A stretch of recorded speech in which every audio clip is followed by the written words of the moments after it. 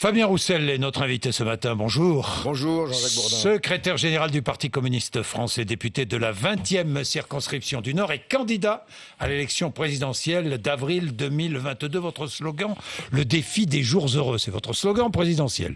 Le défi des jours heureux, est-ce un jour heureux? Vous êtes fan de foot. Vous avez veillé, comme moi d'ailleurs, très tard hier soir. On n'a pas beaucoup dormi. Ouais. Jour malheureux. Cette défaite. On est tous déçus, extrêmement déçus. On n'a pas eu affaire à des petits Suisses. Hein, on a eu affaire à des grands Suisses qui se sont battus jusqu'au bout. Peut-être qu'on s'est vu trop beau, trop sûr. Maintenant, c'est le trop sport. Français, trop beau, trop sûr, n'est-ce pas justement une des failles de notre pays? Et il faut toujours douter, toujours mettre la barre la plus haut possible et ne jamais croire qu'on a en face plus petit que nous. Ça veut dire sûr. que tout est possible? Ça veut dire qu'il est possible que vous soyez au second tour de la présidentielle? Ça veut dire que, voyons, au foot, tout est possible, y compris pour les Suisses qui se sont battus jusqu'au bout. Pourtant, ils n'étaient pas les favoris et ils ont gagné. Aujourd'hui, eux, ils se réveillent en se disant c'est incroyable ce qui nous arrive. Oh bah oui, en politique, tout est possible. Ça, c'est sûr. Et vous avez vu qu'aux élections régionales et départementales, les Français ont voté comme ils avaient envie de voter, même s'ils étaient peu nombreux. Et ils ont contredit tous les scénarios qui étaient écrits, soi-disant, d'avance. Eh bien, oui, tout est possible. Tout est possible. Mais Fabien Roussel, je vais revenir sur le résultat, sur l'abstention, sur la réforme des retraites, possible reprise de la réforme des retraites par le président de la République. Mais je voudrais revenir sur... tiens, j'ai lu un article dans Valeurs Actuelles vous concernant. Vous avez vu cet article? Le titre, « Un facho chez les cocos ». Vous êtes un facho chez les cocos? Quand on traite un communiste de facho, je peux vous dire que c'est dur. Moi, j'ai en mémoire les anciens qui m'ont appris, ceux qui étaient communistes, résistants, et qui ont combattu le nazisme. Et c'est eux qui nous ont transmis ces valeurs, qui sont les nôtres, celles de mon parti, le parti des 75 000 fusillés, qui a fait le choix de l'engagement dans la résistance, surtout pas de la collaboration. Et quand on nous traite de fachos, c'est une insulte suprême. Après, ils prennent comme exemple ce que j'ai pu dire sur le besoin de s'engager pour la tranquillité publique, pour la sécurité de nos concitoyens. Je pense que la sécurité est un sujet important, mais pas que la sécurité, la tranquillité publique, la sécurité sociale aussi, c'est-à-dire celle qui protège les Français, leur emploi, leur pouvoir d'achat, leur salaire, leurs conditions de travail. Et donc cette question de la protection des Français, elle est importante et oui, je souhaite la porter. J'ai aucun état d'âme là-dessus. Mais ces insultes, voilà, bon... Il n'y a pas que l'insécurité. Il n'y a pas que l'insécurité comme sujet majeur.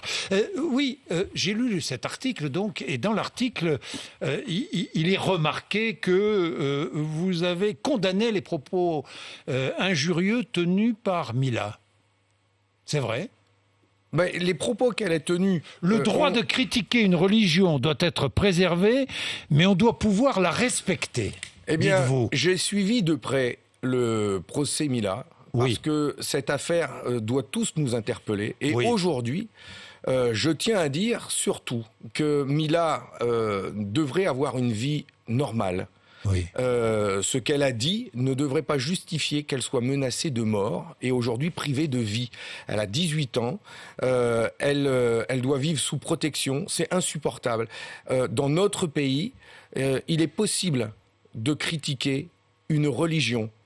On a le droit. C'est la spécificité de la France. Le droit de critiquer une religion doit être préservé. C'est ce que vous dites. Oui, le droit de critiquer une religion doit être préservé et on ne doit pas être menacé de mort. Mais on doit pouvoir la respecter aussi. Il faut pouvoir la respecter. Et c'est vrai que les mots qu'elle a prononcés sont durs et c'est certain que des croyants ont pu se sentir blessés. Pour autant, les menaces de mort dont elle fait l'objet, le harcèlement dont elle a fait l'objet est insupportable, inadmissible. On parlait de la résistance et du combat contre le nazisme, mais moi je pense aussi à ceux de Charlie Hebdo qui ont été sauvagement tués justement au nom du fait qu'on n'a pas le droit de critiquer une religion. Eh bien non, en France il faut défendre ce droit, mais sans état d'âme. Et je le dis, sans état d'âme, la liberté d'expression, le droit de critiquer les religions font partie des fondements d'une république laïque française que je défends. Bien, là où il y a une volonté, il y a un chemin. C'est Lénine qui disait cela. Oui, je vous remercie, M. Bourdin, c'est ça. Oui. Oui. Là où il y a une volonté, il y a un chemin. Votre chemin, c'est la présidentielle aujourd'hui. Il est passé par les départementales et les régionales. Vous avez perdu le dernier département à majorité communiste, le Val-de-Marne. Ça, c'est un échec. Vous avez aussi connu des succès, notamment dans les Hauts-de-France. Le Parti communiste est bien implanté. Vous avez renforcé votre implantation locale, c'est important pour la présidentielle, et notamment pour les parrainages. C'est très important. Les parrainages arrivent là tous les jours, place du Colonel Fabien. J'en suis aujourd'hui à près de 200, donc la moitié du chemin est fait, presque la moitié. Mais sinon, ce que je souhaite dire sur ces élections régionales et départementales, c'est que effectivement, nous doublons le nombre de nos conseillers régionaux. Nous serons implantés maintenant dans 10 régions contre 5 auparavant, et nous serons implantés dans 16 départements supplémentaires. Nous serons présents dans plus de 50 départements, et effectivement, nous sommes présents beaucoup de départements, y compris en province et dans les territoires ruraux. Le fait notable, et j'étais hier dans le Pas-de-Calais pour saluer ça, c'est à Salomine, où j'étais avec mes camarades du Pas-de-Calais, dans le bassin minier. Le fait notable, c'est que nous avons gagné beaucoup de conseillers départementaux sur le Front National, sur l'extrême droite. Et ça, c'est important, parce que dans le Pas-de-Calais notamment, nous gagnons... Dans les quartiers populaires, dans les cantons populaires. Nous gagnons 4 cantons sur l'extrême droite. En tout, le Front National perd 20 cantons. Et la moitié, c'est grâce au Parti communiste français. Nous avons réussi à les faire perdre dans la moitié de leur canton.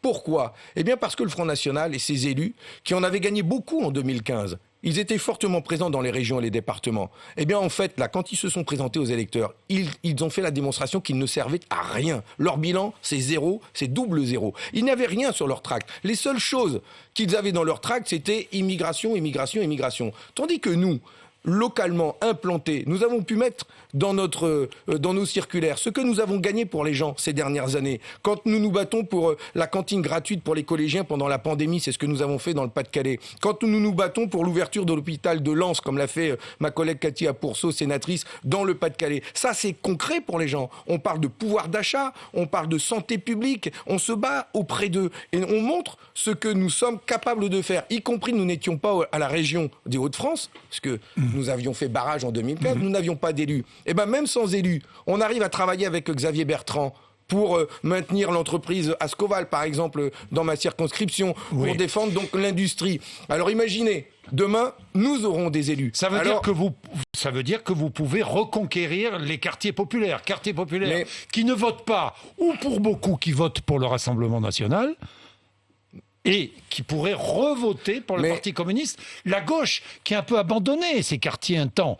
Hein, la gauche vous qui le savez a bien, totalement abandonné. Et c'est bien pourquoi ma candidature à l'élection présidentielle, je veux l'axer sur la reconquête de ces quartiers populaires, de ces classes populaires, de ce monde ouvrier comme des classes moyennes qui souffrent des politiques de ces 20 dernières années où on a rogné sur les salaires, sur les pensions, les factures augmentent, mais les salaires et les pensions stagnent, voire baissent. Mais regardez la hausse du gaz encore le 1er juillet qui arrive au nom de la libéralisation du marché de l'énergie, plus 10% encore le 1er juillet. Vous croyez que les pensions et les salaires vont augmenter là le 1er juillet ? C'est toujours les mêmes qui payent, et c'est toujours les mêmes qui sabrent le champagne. Je vais revenir sur la colère, mais à gauche, la fusion des listes, notamment avec les Insoumis, n'a pas fonctionné. Vous le savez bien, des régions n'ont pas été gagnées, il y a eu des fusions à gauche qui...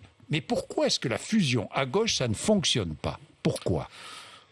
Écoutez, il y a eu quand même beaucoup de rassemblements de listes au second tour. Mais aucune conquête, et ça n'a pas fonctionné, Fabien Roussel. Pourquoi ? Eh bien si. Comment si ? Où ? Dans 2 régions au moins, vous allez me dire, et je m'en félicite. La Réunion et la Guyane. Monsieur Bourdin, on ne peut pas dire qu'on a... C'est la France. On ne peut pas dire que les sortants ont été réélus et tous les sortants, puisque dans ces 2 régions, 2 départements d'outre-mer, la Guyane et la Réunion, mes 2 collègues, Gabriel Serville et Huguette Bello, qui siègent au groupe communiste à l'Assemblée nationale, je connais bien, j'ai siégé avec eux, ont réussi à l'emporter sur la droite, et en faisant fusionner, justement, des listes qui étaient séparées au second tour. Et c'est donc le rassemblement des listes de gauche qui ont permis cette victoire. Bon. Mais c'est quand même... Mais en métropole, ça n'a pas fonctionné. Mais en métropole, ce qui s'est passé, c'est que ce sont beaucoup les sortants qui ont été réélus. Mais regardez le score de Carole Delga qu'elle arrive à faire avec un score aussi important. Avec les communistes, mais sans la France insoumise. Oui, mais avec dès le départ dans sa liste des écologistes avec qui ils ont travaillé pendant tout le mandat. Est-ce que votre objectif, c'est de prendre la place de Jean-Luc Mélenchon ? Moi, ce que je souhaite, c'est prendre la place d'Emmanuel Macron à l'Élysée. Mon objectif, c'est de changer la France. Prendre la place de Jean-Luc Mélenchon mais écoutez, comme premier opposant. Imaginez le nouveau visage de la France si demain... un président de la République qui met au cœur de son programme la question de l'industrie, du pouvoir d'achat, des salaires, des conditions de travail décentes, arrive à la tête du pays, à l'Élysée, pour changer profondément la France. Vous savez, on parle beaucoup de l'abstention. Mais énormément de Français ne vont pas voter parce qu'ils disent tous les ans on vote, et il n'y a rien qui change pour nous. Il y a besoin d'actes forts pour nos concitoyens, pour qu'ils se rendent compte qu'en votant, leur vie pourrait changer radicalement. Ils pourraient voter parce qu'ils sont en colère. Et la colère des Gilets jaunes, où est-elle passée dans cette élection ? La colère des Gilets jaunes était en fait porteuse de plein d'espérances, de plein de propositions. Vous-même, vous l'aviez entendu et vous avez fait part de ces propositions à l'ensemble des députés. Vous vous souvenez ? Je me souviens, on avait beaucoup des propositions que nous partagions, nous, au Parti communiste français. Imaginez que demain, il y ait un nouveau président de la République à la tête du pays et une majorité de gauche à l'Assemblée nationale, avec beaucoup de députés communistes. Tout de suite. Mais c'est le SMIC qui augmente de 20% et qui passe à 1 500 € net. C'est une conférence salariale sur les salaires. C'est une retraite à 60 ans avec aucune pension en dessous du seuil de pauvreté. C'est un gain pour le pouvoir d'achat des Français. Avec l'état des finances publiques, je me demande comment vous feriez. Franchement. Mais vous me parlez des finances publiques, mais moi je vais vous parler du capital. Vous vous rendez compte que pendant cette pandémie, les plus grandes multinationales françaises ont versé autant de dividendes qu'avant la crise, 54 milliards d'euros. Vous pensez pas que là, il y a un petit peu de grâce justement pour faire en sorte que les richesses que nous produisons, enfin c'est quand même nous, les travailleurs, qui produisons ces richesses, nous pourrions avoir le droit de dire qu'une part de ces richesses, voire toute la totalité de ces richesses créées, servent à l'investissement, à la formation, à l'emploi, à relocaliser l'industrie. Il y a 1 million d'emplois à créer dans notre pays, dans l'industrie. L'industrie verte et l'industrie tout court, parce qu'on a besoin de produire ici ce que nous consommons ici. Eh bien, oui, mais quand on parle d'élection présidentielle, si les Français n'ont pas le sentiment que ça va changer fortement dans leur vie, ils ne se déplacent pas. Il faut qu'il y ait un enjeu fort. C'est pour ça que je parle autant d'emploi et de pouvoir d'achat. Oui, mais c'est bien. Je vais revenir sur la réforme des retraites, justement. Est-ce que vous avez la sensation qu'aujourd'hui, Emmanuel Macron ne s'intéresse pas aux Français ? Je vous pose la question parce que c'est pour moi une question majeure. C'est un président de la République hors sol. Je pense sincèrement. Il a grandi. C'est-à-dire hors sol. Il a grandi dans les salons qu'il dorés. Il ne connaît pas la France. Ça veut dire qu'il ne sait pas. Il vient du système bancaire. Il a été sponsorisé par les grandes fortunes qui l'ont fait élire, représentant de la finance. Et dès qu'il a été élu, il a tout de suite servi la finance et le capital. Et c'est pour ça qu'il a été taxé et qu'il est taxé de président des riches. Il est coupé du monde, il vit dans son monde. Oui, mais quand il va à Douai, par exemple, comme hier matin, Douai, c'est votre région, qu'il va contribuer recevoir le groupe chinois, le président du groupe chinois, qui investit à Douai, qui va créer quoi ? 1000 emplois en 2024, ce qui est considérable. L'État qui fait un effort considérable de 200 millions d'euros. Là, il s'intéresse aux Français. Ouais, d'accord. 200 millions d'euros, vous le dites justement, c'est un peu plus même avec les fonds européens, donc beaucoup d'argent public. Oui, 2 milliards d'investissements, l'opération. 250 millions d'euros d'argent public de l'agglomération, de la région, de l'État, c'est beaucoup d'argent public. Mais je vais vous dire, ces 1000 emplois créés, mais c'est utile. Produisons en France les batteries qui vont équiper nos véhicules de demain. Mais dans le même temps, il fait beaucoup de com', le président. Dans le même temps, pourquoi il ne demande pas à Renault, parce que nous sommes actionnaires de Renault, de relocaliser en France la production de véhicules. Moi, je fais une proposition immédiate. Si nous relocalisons en France la production de 350 000 véhicules actuellement produits en Slovénie, en Espagne, en Turquie. Je parle de la Clio, des Duster, des Kadjar, des Capture. 350 000 véhicules Renault produits en France, c'est tout de suite 4000 CDI, contrats à durée indéterminée, créés en France. C'est du boulot pour des jeunes, des ouvriers, des techniciens, des ingénieurs. Mais c'est ça le défi qu'on doit relever. Et Renault s'en va même aujourd'hui annoncer qu'il va créer un nouveau Dacia électrique 100% et il va aller le faire en Chine. Et pendant ce temps-là, le président de la République signe la fermeture de la fonderie de Saint-Claude dans le Jura, 254 salariés. Je suis allé les voir, moi, dans cette vallée, au fond du Jura. Quand cette usine ferme, il n'y a plus rien derrière. C'est la menace sur les commerces, sur les écoles, mais c'est terrible. Oui, Imaginez le désespoir leur travail. C'est plus de 1000 familles qui sont impactées. Mais leur travail, c'est la vie. Donc comment ? C'est trop facile. Je me félicite de Renaud Doué, très bien. Et encore, va falloir regarder le contrat qu'ils viennent de signer, parce que les futurs salariés vont être embauchés au prix du marché. Ils vont être payés moins cher qu'un salarié de Renault, parce qu'ils vont inventer un nouveau statut pour avoir un peu plus de flexibilité. Mais ça va être le combat qu'on va mener avec les syndicats. Il fallait qu'on ait cette usine je voulais revenir sur la réforme des retraites. Ce serait une folie de réengager, de reprendre cette réforme avant la présidentielle. Mais c'est pire que ça, Monsieur Bourdin. J'apprends, en lisant la presse, moi député, que cette réforme des retraites serait proposée sous forme de 2-3 lignes, sous forme d'un amendement, lors de l'examen du budget de la sécurité sociale à la rentrée en octobre. Mais c'est honteux. C'est-à-dire qu'il va augmenter de 3-4 ans la durée de temps de travail pour les Français, quand aujourd'hui c'est l'inverse qu'il faut faire, par un simple amendement au projet de loi de financement de la sécurité sociale. Mais c'est antidémocratique. Et tout ça, à 8 mois d'une élection présidentielle, même le MEDEF réclame qu'il n'y ait pas cette réforme et que nous puissions la mettre en débat à l'occasion des élections présidentielles. Mais enfin, c'est quand même bien la moindre des choses.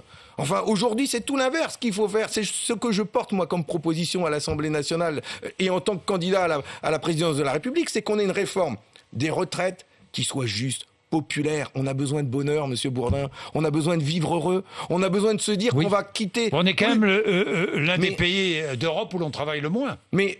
Enfin, vous rigolez, mais allez dire ça à une infirmière ou à une assistante qui va être obligée de bosser jusqu'à 65 ans. Dites ça à un ouvrier qui, aujourd'hui, a une espérance de vie inférieure à un cadre. L'espérance de vie en bonne santé, elle est de 59 ans chez les ouvriers et il veut les faire travailler jusqu'à 64 ans. Mais c'est inhumain. Et il dit qu'il va falloir prendre des mesures impopulaires parce que on a vécu une période difficile. Mais moi, je veux tout l'inverse. Moi, en tant que président de la République, je veux faire des réformes populaires, heureuses. On a besoin aujourd'hui de bonheur et de dire que les ouvriers, les travailleurs, les services publics, mais aussi les entrepreneurs se sentent protégés. D'où votre slogan, le défi des jours heureux. Mais bien sûr, mais les jours heureux, c'est ce que nos anciens ont fait en 45. Quand la France était exsangue et en ruine, on a reconstruit une France des jours heureux. C'était les départs en colonies de vacances pour les gamins qui avaient subi la guerre. C'est ce que je propose moi aussi pour les enfants, les colonies de vacances. C'était le travail pour tous, c'était la construction des grands projets. C'est là où on a construit nos centrales nucléaires, les ports, nos grandes infrastructures. Mais soyons une France qui bâtit, qui construit, qui protège. La France, elle a été cassée par Macron et ses 20 années de libéralisme. Eh bien, il faut complètement changer de système économique. Fabien Roussel, nous sortons d'une crise sanitaire. Nous n'en sommes pas sortis. Une nouvelle flambée de l'épidémie est possible en août-septembre. Et ça, c'est comme cette épée de Damoclès qui est au-dessus de notre tête. Alors, seule la vaccination 2 doses protège, on le sait. Faut-il rendre cette vaccination obligatoire pour les personnels soignants ? Maintenant, la question se pose vraiment. Je ne suis pas pour un vaccin obligatoire, mais parce que aujourd'hui, nous n'avons pas un vaccin qui empêche d'avoir le virus.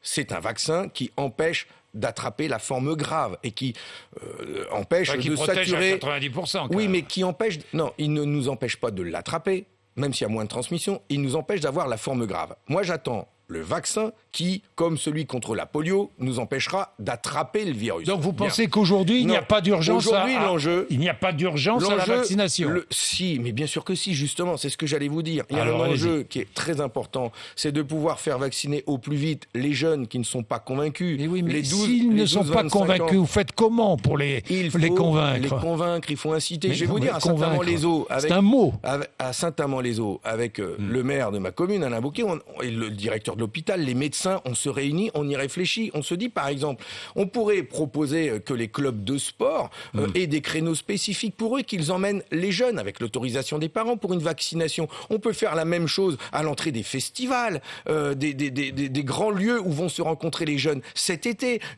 Implantons-y, proposons des centres de vaccination sur place, et puis que ceux qui passent par là en profitent pour avoir une dose, et puis la deuxième, ils la feront chez eux. Enfin, incitons, faisons de la vaccination véritablement un enjeu. Et puis, on ne sera pas protégé.